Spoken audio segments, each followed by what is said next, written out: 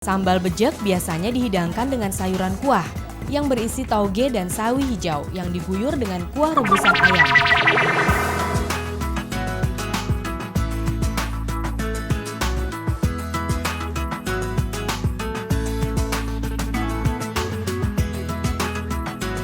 Sambal bejek merupakan salah satu makanan khas Tabanan, Bali.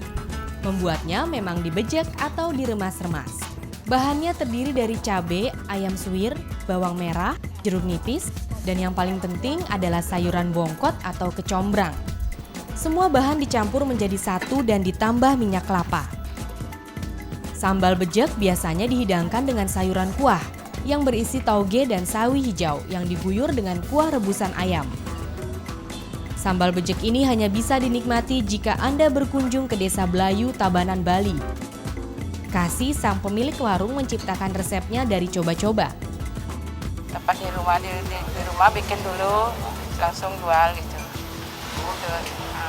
Itu dulunya Ibu langsung ada di warung ini atau gimana, Bu? Iya, di sana di timur dibuka asrama. Banyak pelanggan yang sengaja datang dari jauh untuk menyantap sambal bejek. Misalnya lelaki yang rutin makan sambal bejek 3 kali seminggu ini. Enak lah rasanya. Apa sih yang membedakan sambal bejek di sini sama tempat lain? Atau Kayaknya cuma satu-satu? cuma satu-satunya yang saya tahu ini. Cuma di tempat ini yang satu-satunya yang saya tahu. Lebih dari 30 tahun berjualan, Kasih terus menangguk untung.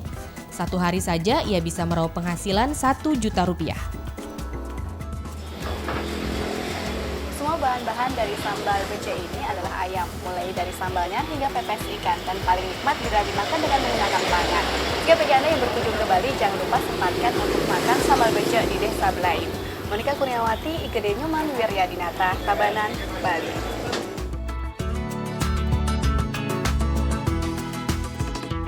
Di dapur sederhana inilah selama 9 tahun lamanya Endang meramu bumbu-bumbu masakan khas Jawa. Salah satu menu andalannya adalah sup ikan pari atau kuah mangut. Resep ini ia peroleh dari orang tuanya. Pertama, Endang menyiapkan bumbu yang dirajang berupa cabai, bawang, dan tomat. Selain itu ada juga bumbu yang dihaluskan. Selanjutnya kedua bumbu tersebut ditumis hingga wangi. Lalu tahu dan tempe yang telah dipotong dimasukkan. Tak lupa ditambahkan potongan ikan pari yang telah diasap atau dipanggang. Terakhir santan dimasukkan dan dimasak hingga mendidih. Kuah mangut pun siap disajikan. Satu porsinya berharga Rp10.000.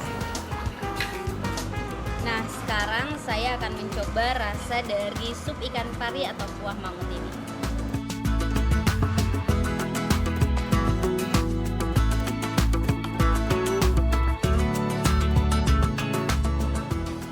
Rasanya sedikit pedas dan rasa kencurnya sangat terasa, memberi kesegaran pada sup ini. Tetapi yang paling istimewa adalah karena tulang dari ikan pari sendiri merupakan tulang lunak, sehingga teksturnya sangat renyah dan tidak perlu dipisahkan dulu sebelum kita hendak memakannya. Berkat ketekunan dan keuletannya memasak, kini Endang telah memiliki 5 tempat berjualan.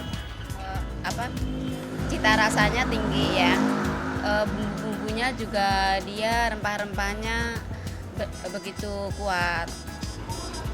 Meski warung pertamanya yang terletak di kawasan Kebun Jeruk ini hanya berupa warung sederhana, namun omsetnya bisa mencapai lebih dari Rp2 juta per hari.